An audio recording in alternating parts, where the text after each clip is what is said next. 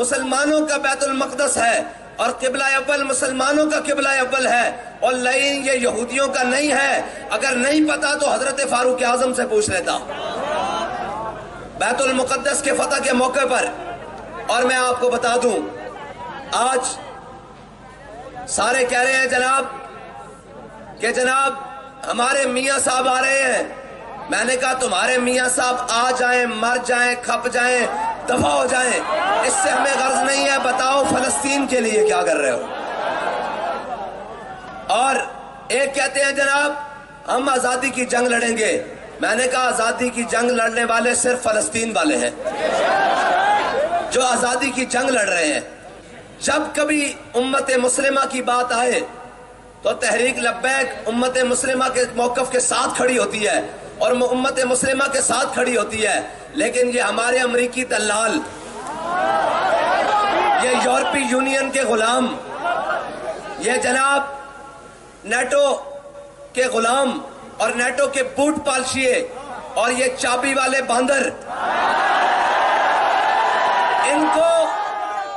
ان کو کوئی دنیا میں چیز نظر نہیں آتی۔ ان کو صرف دنیا میں نظر آتا ہے اقلیتوں کے حقوق۔ اور مجھے آج ایک ہمارے دوست نے کہا کہ اگر آپ ان کو دیکھنا چاہتے ہیں کہ یہ کیا ہے تو پھر آپ ایک کام کریں۔ میں نے کہا جی وہ کیا؟ اس نے کہا جڑا والا کے مسلمانوں کو کہیں اپنا نام فلسطین رکھ لیں، پھر ان کی آنیاں دیکھیں۔ جڑا والا کے مسلمانوں کو کہیں کہ اپنا نام فلسطین رکھیں تو پھر ان کی آنیاں دیکھیں۔ میں نے کہا چیف جسٹس صاحب، آپ اسلامی جمہوریہ پاکستان کے چیف جسٹس ہیں، آپ چند دیواروں کے چلنے پر گئے، آج مسلمانوں کے بچے بمبوں سے ٹکڑے ہو رہے ہیں۔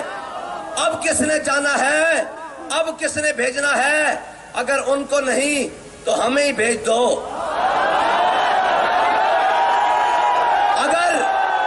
اگر تمہارے پاؤں میں اور تمہاری پاؤں کی بیڑیوں میں اگر اسرائیل کی زنجیریں اور یہودیوں کے ہاتھ میں تمہاری لگامیں ہیں تو جو محمد عربی کے غلام ہیں ان کو دو ذرا جگہ، ان کو جانے دو فلسطین، تاکہ امت مسلمہ یہ نہ سمجھے کہ صرف ہم ہی رہ گئے ہیں پوری دنیا میں بیت المقدس کی حفاظت کے لیے، باقی ساری امت مر گئی ہے، اور اس زندہ ہونے کے ثبوت کے لیے ذرا رستہ ہمیں جانے دو۔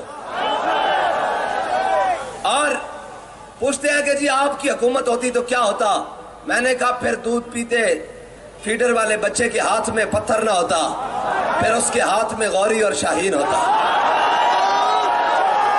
اس کے ہاتھ میں ابدالی اور حتف ہوتا، اور وہ